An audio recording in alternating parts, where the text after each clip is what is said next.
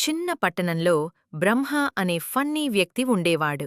అతని జీవితం సింపుల్. రోజూ అతను ఆఫీస్ నుండి బయటికి వచ్చి కవర్ని తెరిచాడు.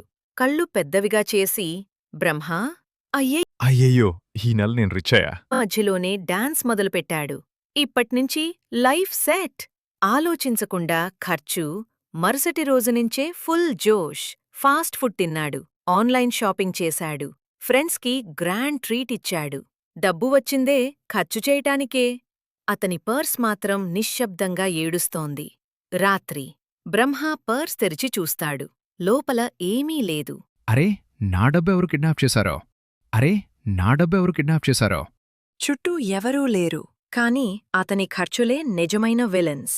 తర్వాత రోజు ఉదయం ఒక్కసారిగా బ్రహ్మ చుట్టూ బిల్లులు ఎగురుతాయి. కరెంట్ బిల్, ఇంటి అద్దె, మొబైల్ రీఛార్జ్. అతను తలపట్టుకుని కూర్చుంటాడు. ఇవి బిల్లులా లేక విలన్స్లా? విలన్స్లా. రోడ్డు పక్క టీ స్టాల్ దగ్గర ఒక తెలివైన టీ మాస్టర్ అతన్ని గమనిస్తాడు. చిరునవ్వుతో చెబుతాడు, డబ్బు సంపాదించడం గొప్ప కాదు, దాన్ని నిలుపుకోవడం గొప్ప. బ్రహ్మ డబ్బు సంపాదించడం గొప్ప కాదు, దాన్ని నిలుపుకోవడం గొప్ప.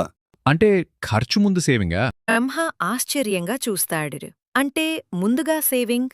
టీ మాస్టర్ చెప్పాడు, జీతం వచ్చిన వెంటనే ముందు సేవింగ్ పెట్టు, మిగిలిన దానితో ఖర్చు చేయి. టీ మాస్టర్ ఒక బోర్డు చూపిస్తారు. అవసరం, నీడ్స్, భోజనం, ఇల్లు, కోరికలు. అయ్యో, నేనింతకాలం వాన్స్కి శాలరీ ఇచ్చానా? సూచనతో బ్రహ్మ చిన్న ఇన్వెస్ట్మెంట్ మొదలుపెడతాడు. వావ్! వావ్, డబ్బు కూడా పనిచేస్తుందా? టీ మాస్టర్, అవును, డబ్బుని పనిచేయించాలి. కొన్ని నెలల తర్వాత బ్రహ్మ పొదుపులు పెరుగుతాయి. బ్రహ్మ నీట్ డ్రెస్సింగ్ సేవింగ్స్ ఉన్నాయి. కాన్ఫిడెంట్ వాక్ ఫ్రెండ్స్ ఆశ్చర్యపోతారు. ఇప్పుడు అతను టెన్షన్ లేని స్మార్ట్ వ్యక్తి. రా బ్రహ్మ, ఎలా మారిపోయావ్?